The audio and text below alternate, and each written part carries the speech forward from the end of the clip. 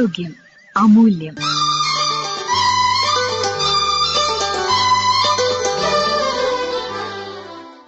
Menstrual cup ഉപയോഗവും പരിപാലനവും, ഇതേക്കുറിച്ച് സംസാരിക്കുന്നു കോഴിക്കോട് നിർമ്മല ഹോസ്പിറ്റലിലെ consultant gynaecologist doctor Binu K. Menstrual cup ഒരു ആരോഗ്യകരവും ചെലവ് കുറഞ്ഞതും പരിസ്ഥിതി സൗഹൃദവുമായിട്ടുള്ള ഒരു മെൻസ്ട്രൽ ഹൈജീൻ പ്രോഡക്റ്റ് ആണ്. സുരക്ഷിതമായി പഠിച്ച് ഉപയോഗിക്കുകയാണെങ്കിൽ സ്ത്രീകളുടെ ക്വാളിറ്റി ഓഫ് ലൈഫ് വളരെയധികം മെച്ചപ്പെടുത്താൻ ഇത് സഹായിക്കും.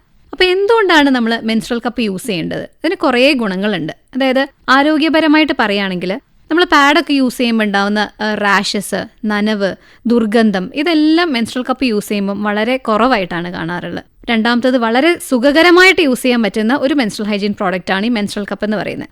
നമ്മൾ ശരിയായിട്ടുള്ള സൈസ് തിരഞ്ഞെടുത്ത് ശരിയായ രീതി ഉപയോഗിക്കുകയാണ് എന്നുണ്ടെങ്കിൽ കപ്പ് ഉള്ളിലുള്ളതായിട്ട് പോലും നമുക്ക് ഫീൽ ചെയ്യില്ല, ലീക്കേജ് ഇഷ്യൂസും ഉണ്ടാവാറില്ല. മൂന്നാമത്തത്, നമുക്ക് സാമ്പത്തികപരമായിട്ടും വളരെ നല്ല ഒരു ഓപ്ഷനാണ് മെൻസ്ട്രൽ കപ്പ് എന്ന് പറയുന്നത്. നമ്മളൊരു കപ്പ് യൂസ് ചെയ്യുകയാണെങ്കിൽ നമുക്കൊരു 5 years വരെ ഇത് യൂസ് ചെയ്യാനായിട്ട് സാധിക്കും.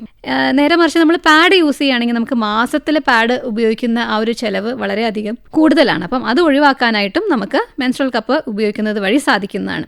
ഇനി ഉള്ളത് പരിസ്ഥിതി സൗഹൃദമാണ് എന്നുള്ളതാണ്. അപ്പം നമ്മൾ ഉപയോഗിച്ച പാഡുകൾ ഡിസ്പോസ് ചെയ്യുന്നതൊക്കെ ഇന്ന് വളരെയധികം ഒരു ഇഷ്യൂ ആണ്. അപ്പം നമുക്ക് ആ രീതിയിലുള്ള പ്രശ്നങ്ങളും മെൻസ്ട്രൽ കപ്പ് യൂസ് ചെയ്യുന്നത് വഴി ഉണ്ടാവുന്നില്ല എന്നുള്ളതാണ്.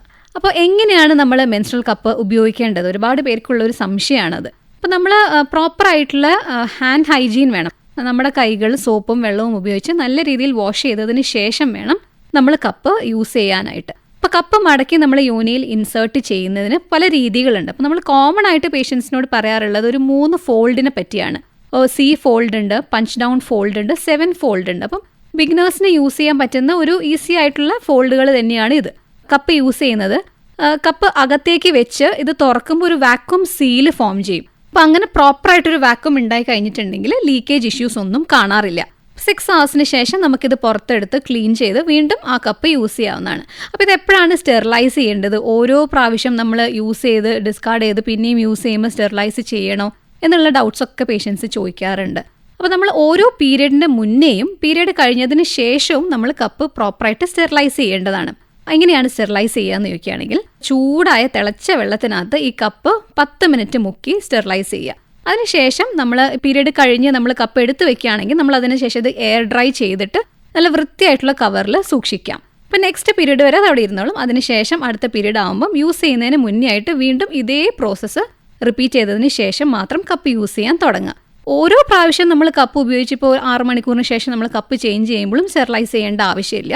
അന്നേരം നമ്മൾ നേരത്തെ പറഞ്ഞ പോലെ പ്രോപ്പറായി ഹാൻഡ് വാഷ് ചെയ്ത് കപ്പ് പുറത്തേക്ക് എടുത്ത് ബ്ലഡ് കളഞ്ഞതിന് ശേഷം നമുക്ക് ക്ലീൻ ചെയ്ത് വീണ്ടും കപ്പ് യൂസ് ചെയ്യാവുന്നതാണ്.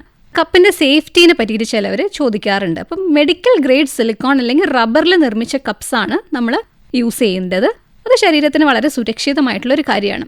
ശരിയായ രീതിയിൽ ഉപയോഗിക്കുകയാണെങ്കിൽ യോനിയിലെ സ്വാഭാവികമായിട്ടുള്ള pH നിലനിർത്താനും കപ്പ് ഹെൽപ്പ് ചെയ്യും. ഇനി ചില തെറ്റിദ്ധാരണകളുണ്ട്. കപ്പ് യൂസ് ചെയ്യുമ്പോൾ വേദന ഉണ്ടാവുമോ, അല്ലെങ്കിൽ ലീക്കേജ് ഇഷ്യൂസ് ഉണ്ടാവുമോ, നമുക്ക് നടക്കാനും ഇരിക്കാനും ഒക്കെ ബുദ്ധിമുട്ടുണ്ടാവുമോ, അതുപോലെ കല്യാണം കഴിക്കാത്ത കുട്ടികൾക്ക് യൂസ് ചെയ്യാൻ പറ്റുമോ എന്നുള്ള കുറേ ഡൗട്ട്സ് പേഷ്യൻസ് ചോദിക്കാറുണ്ട്. അപ്പോൾ വേദന നമുക്ക് ഫസ്റ്റ് യൂസ് ചെയ്യുമ്പോൾ ചിലപ്പോൾ ഒരു ഡിസ്കംഫോർട്ട് ഫീൽ ചെയ്തേക്കാം. പക്ഷെ നമ്മളൊരു കറക്റ്റ് സൈസ് തിരഞ്ഞെടുത്ത് പ്രോപ്പറായിട്ട് യൂസ് ചെയ്യുകയാണെന്നുണ്ടെങ്കിൽ നമുക്ക് യാതൊരു വിധത്തിലുള്ള വേദനയും ഉണ്ടാവില്ല, വളരെ കംഫർട്ടബിൾ ആയിരിക്കും. അപ്പോൾ സൈസ് എങ്ങനെ മനസ്സിലാക്കാം എന്നുള്ളത്, 3 സൈസസിലാണ് കപ്സ് അവൈലബിൾ ആയിട്ടുള്ളത്. സ്മോൾ, മീഡിയം, ലാർജ് എന്ന് പറഞ്ഞ് 3 സൈസസ് കിട്ടും.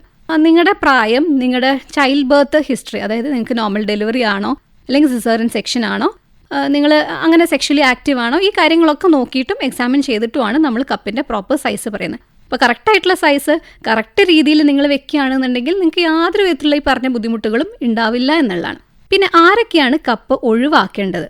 യോനിയിൽ സജീവമായിട്ടുള്ള അണുബാധയുള്ളവരും അതുപോലെ പ്രസവശേഷം ഇമ്മീഡിയറ്റ്ലി ഡെലിവറി കഴിഞ്ഞിട്ടുള്ള 2-3 മാസങ്ങളും നിങ്ങൾ കപ്പ് ഉപയോഗിക്കാതിരിക്കുന്നതായിരിക്കും നല്ലത്. മെനസ്ട്രൽ കപ്പ് ഉപയോഗവും പരിപാലനവും വിശദീകരിച്ചത് ഡോക്ടർ ബിനു കെ.